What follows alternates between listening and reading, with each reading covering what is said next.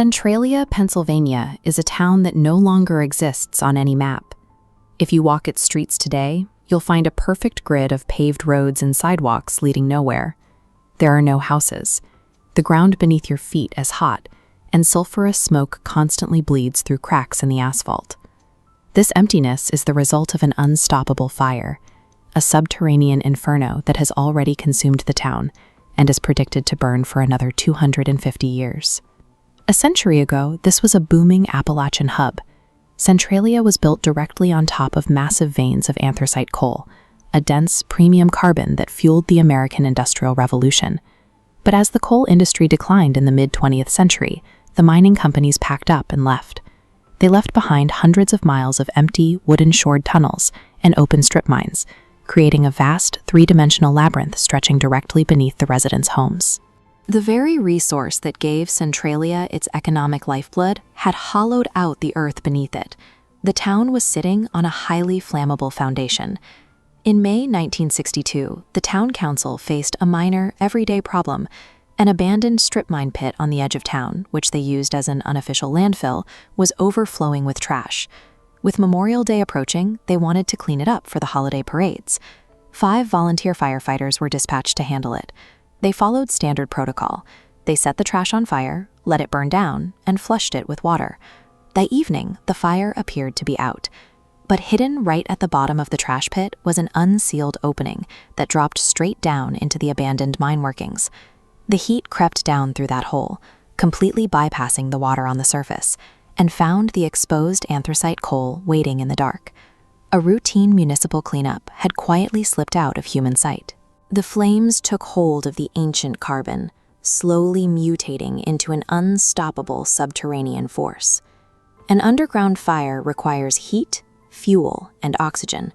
The trash fire provided heat, while abandoned tunnels offered limitless exposed coal. Because decades of mining left the ground fractured, the labyrinth acted like a massive chimney, pulling fresh oxygen down to feed the growing glow. The local government, operating on a tiny budget, appealed to the state for help. Pennsylvania's first attempt to stop it was digging a massive trench to cut off the fire. But digging solid rock is slow. When the state ran out of money, the digging stopped. The fire simply burned past the unfinished barrier. Next, the engineers tried flushing the mines. They drilled boreholes and pumped a slurry of crushed rock and water to smother the flames. The underground labyrinth was simply too vast. The mixture washed down into unmapped voids, bypassing the burning coal entirely. A final attempt to suffocate the area with a massive clay seal met a similar fate. By the time they started building the barrier, the fire had already spread beyond their mapped boundaries.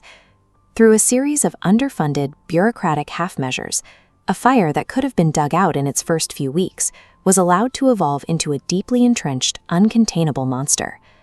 By the 1970s, the fire began to breach the surface. Residents noticed snow melting instantly in their backyards in the dead of winter. The ground physically radiated heat through the soles of their shoes, and tomatoes were cooking on the vine from the hot soil. The undeniable heat was accompanied by an invisible gas threat. Smoldering anthracite produces massive amounts of sulfur dioxide and highly toxic carbon monoxide, which seeped through fractured bedrock and foundation cracks directly into people's basements. The entire town splintered under the stress. Some families demanded a government buyout so they could escape, while other residents fiercely denied the danger. For many, Centralia was a generational anchor, and they refused to abandon their history over what they hoped was an exaggerated threat. That denial shattered on a freezing afternoon in February 1981. 12-year-old Todd Domboski was playing in his grandmother's backyard, walking over to inspect a small wisp of smoke rising near a tree. Without any warning, the earth collapsed beneath his feet. A massive sinkhole opened up, plunging him into a dark, steaming abyss.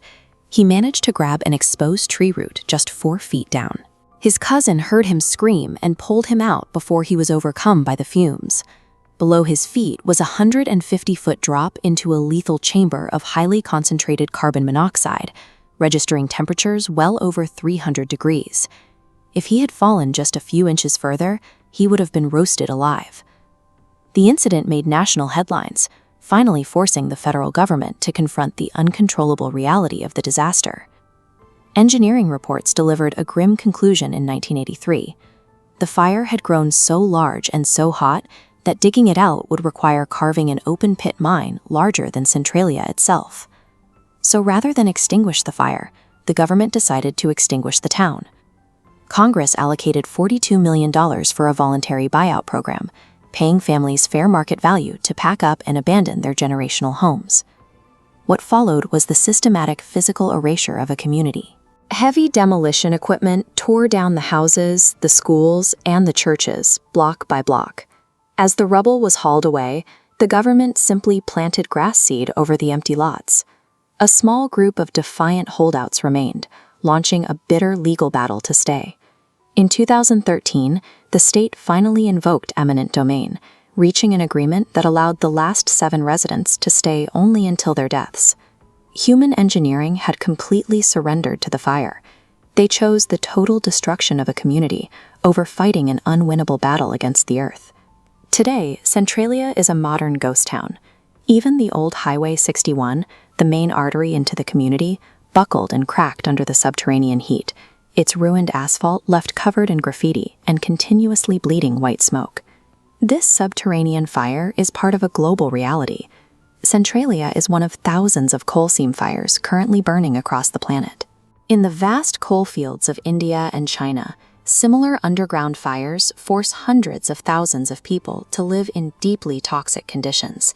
These infernos consume tens of millions of tons of coal every single year, venting massive quantities of greenhouse gases directly into the atmosphere.